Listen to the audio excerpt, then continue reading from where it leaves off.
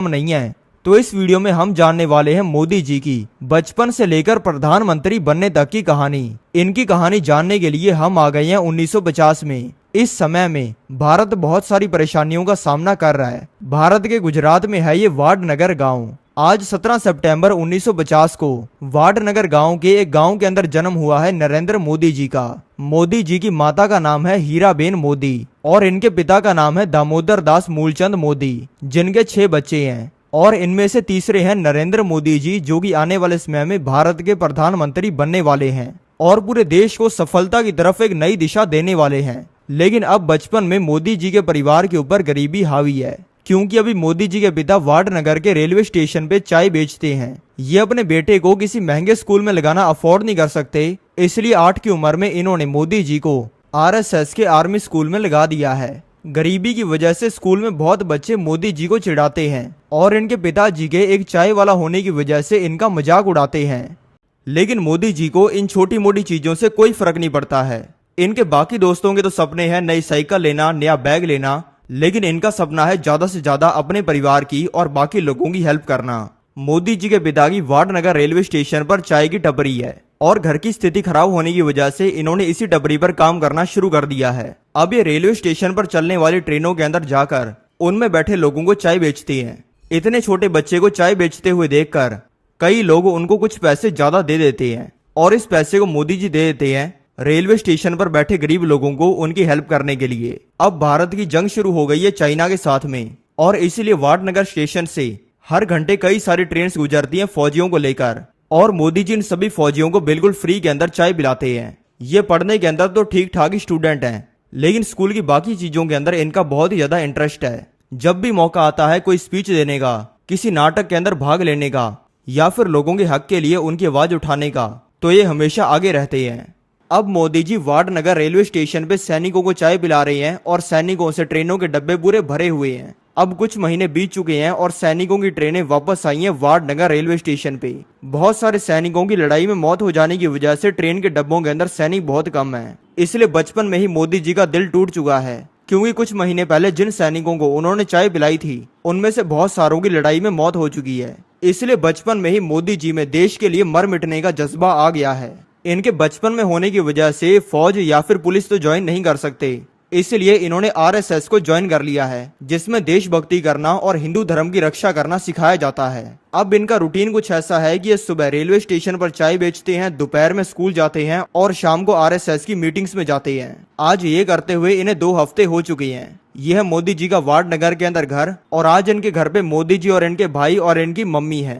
आज इनके घर पे साधु आए हैं जिन्होंने इनका हाथ देखकर इनकी माता को कहा है कि तुम्हारा बेटा दामोदर अगर राजनीति में चला गया तो ये पूरे भारत का राजा बनेगा, लेकिन अगर ये धर्म की ओर चला गया तो ये सीधा सन्यास ही ले लेगा, क्योंकि ये खुद के लिए नहीं बल्कि लोगों के लिए जीने वाला इंसान है। ये कहने के बाद में ये बाबा तो इनके घर से चले गए हैं, लेकिन इनकी माता रोने लग गई हैं, क्योंकि मोदी जी आरएसएस में जाने के साथ में सुबह और शाम को 1-1 घंटा पूजा भी करते हैं और इनको डर है कि कहीं इनका बेटा दामोदर सन्यास न ले ले।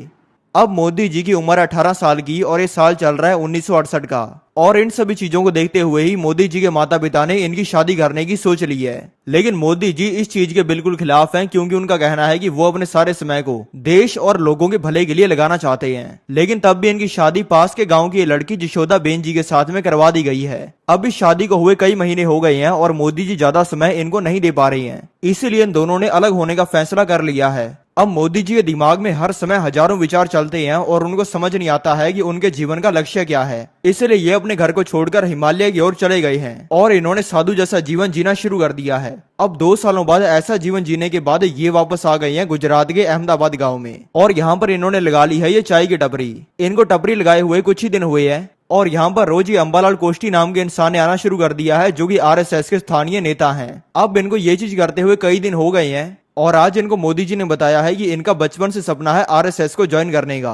अंबालाल कोष्टी जी ने इनकी पर्सनैलिटी को देखते हुए इनको आरएसएस के अंदर ज्वाइन कर लिया है और अब आने वाला है इनके जीवन के अंदर बहुत ही बड़ा मोड़। अब मोदी जी ने कर लिया है आरएसएस को ज्वाइन और ज्वाइन करते ही इन्होंने कर दिया है अपना पहला आंदोलन। ये आंदोलन इन्होंने किया है गुजरात के मुख्यमंत्री के खिलाफ। अब थोड़े ही समय में ये आंदोलन इनका इतना बड़ा बन गया है कि गुजरात के मुख्यमंत्री को इस्तीफा देना पड़ गया है। लेकिन अब आ गया है 1975 का टाइम और इंदिरा गांधी ने लगा दी है देश के अंदर इमरजेंसी, और इस इमरजेंसी में इन्होंने आरएसएस जैसे सभी संगठनों को बैन कर दिया है और इससे आरएसएस संगठन कमजोर होना शुरू हो गया है। लेकिन आरएसएस संगठन इसके बिल्कुल खिलाफ है। इसी वजह से आज मोदी जी और इनके आरएसएस के सभी दोस्त आपस में बात कर रहे हैं कि कैसे ये कुछ ऐसा करें जिससे सरकार इमरजेंसी वापस ले ले। मोदी जी का इस बारे में कहना है कि अगर हम ऐसा करना चाहते हैं तो हमें इंटरनेशनल मीडिया तक अपनी बात पहुंचानी पड़ेगी। इनके दोस्त पूछ रहे हैं कि हम ऐसा करेंगे कैसे। मोदी जी का कहना है कि इसके लिए हमें दिल्ली जाना पड़ेगा, क्योंकि दिल्ली में होने वाली है इंटरनेशनल कॉन्फ्रेंस, क्योंकि वहां पर पूरी दुनिया से पहुंचे हुए रिपोर्टर्स और लीडर्स होंगे।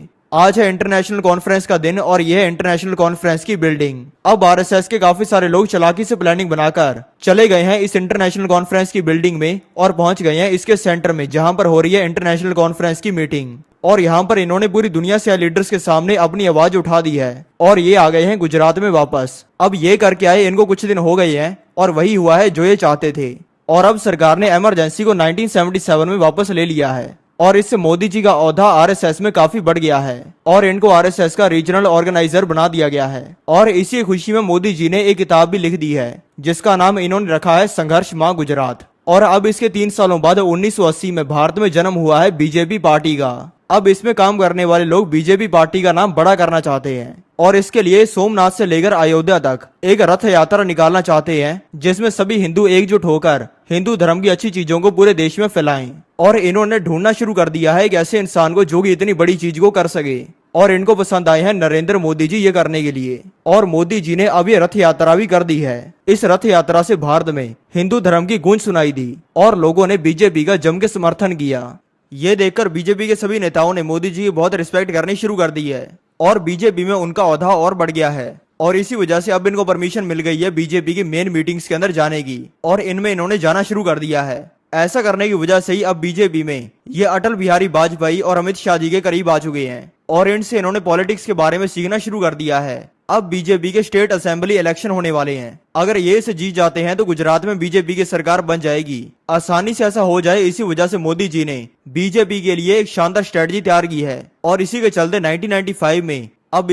1995 में गुजरात के स्टेट असेंबली इलेक्शंस में मेजोरिटी के साथ जीत हासिल कर ली है। अब इनको अपनी काबिलियत की वजह से अब इनको 1999 में बीजेपी का जनरल सेक्रेटरी बना दिया है। लेकिन मोदी जी को पद की कोई भूख नहीं है। इनके विचार है ज्यादा से ज्यादा लोगों का भला करने के, इसलिए जो भी काम इनके पास में आ रहा है उसको भी बाखूबी कर रहे हैं और अच्छे तरीके से जनरल सेक्रेटरी का काम करते हुए अब इनको काफी टाइम हो गया है और साल आ गया है 2001 का। गुजरात के सीएम हैं ये केशुभाई पटेल और ये मोदी जी को तब से जानते हैं जब वो चाय बेचा करते थे। लेकिन अब केशुभाई पटेल जी की सेहत बहुत ही खराब रहनी शुरू हो गई है और इन्होंने सोच लिया है किसी और इंसान को बीजेपी का सीएम बनाने का। ये मोदी जी पर सबसे ज्यादा भरोसा करते हैं, इसलिए इन्होंने मोदी जी को ही गुजरात का सीएम बना दिया है। सीएम की गद्दी पर आते ही मोदी जी ने वो कर दिया है जो कि पिछले कुछ सालों में गुजरात के सीएम की गद्दी पर बैठे किसी भी इंसान ने नहीं किया था। इन्होंने ईमानदारी से काम करते हुए गुजरात के सबसे बड़े 3 सेक्टर इकोनॉमी, एग्रीकल्चर और टेक्नोलॉजी को बहुत ही ज्यादा बूस्ट कर दिया है और इसी से गुजरात की ग्रोथ बहुत ही तेज हो गई है और भारत के लगभग हर इंसान ने गुजरात की और गुजरात के सीएम मोदी जी की बात करनी शुरू कर दी है और पूरे देश के लोगों ने उनको एक स्ट्रॉन्ग लीडर मानना शुरू कर दिया है। अब आ गया है साल 2014 का और मोदी जी लड़ने वाले हैं अपने पहले लोकसभा इलेक्शन।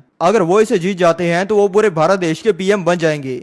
लेकिन मोदी जी का इन इलेक्शंस के बारे में सोचना है कि मैं गरीब घर का चाय बेचने वाला लड़का हूँ, मुझे लोगों के प्यार ने गुजरात का सीएम तो बना दिया, लेकिन मेरे लिए पीएम बनना बहुत ही मुश्किल चीज है, क्योंकि ना ही तो मैं कोई अमीर घराने से आता हूँ और ना ही मेरा परिवार पुश्तों से पॉलिटिक्स में है और ना ही मेरे ऊपर भारत के सबसे बड़े लोगों का हाथ है। मोदी जी इस बात को अच्छे से जानते हैं, लेकिन तब भी इन्होंने लोकसभा के इलेक्शन में पूरी मेहनत की है। लेकिन अब वो हो गया है जिसके बारे में किसी ने भी सोचा नहीं था। मोदी जी ने इन इलेक्शंस में रिकॉर्ड ब्रेकिंग विक्ट्री हासिल कर ली है, जिससे एक बचपन में चाय बेचने वाला लड़का अब बन गया है भारत का पीएम। मोदी जी की इस शानदार कहानी को देखकर हर इंसान को उन पर विश्वास होता है और इसी वजह से फिर भारत की जनता ने उनको 2014 और 2019 के भी इलेक्शंस में पूरा प्यार दिया है। मोदी जी जब से पीएम बने हैं तब से उन्होंने demonetisation, GST, surgical strikes, article 370 को हटाना, इस तरीके के अनगिनत अच्छे काम किए हैं। मैं चाहता हूं कि मोदी जी अपने सभी सपनों को पूरा करें और भारत देश का नाम और ज्यादा ऊंचा करें।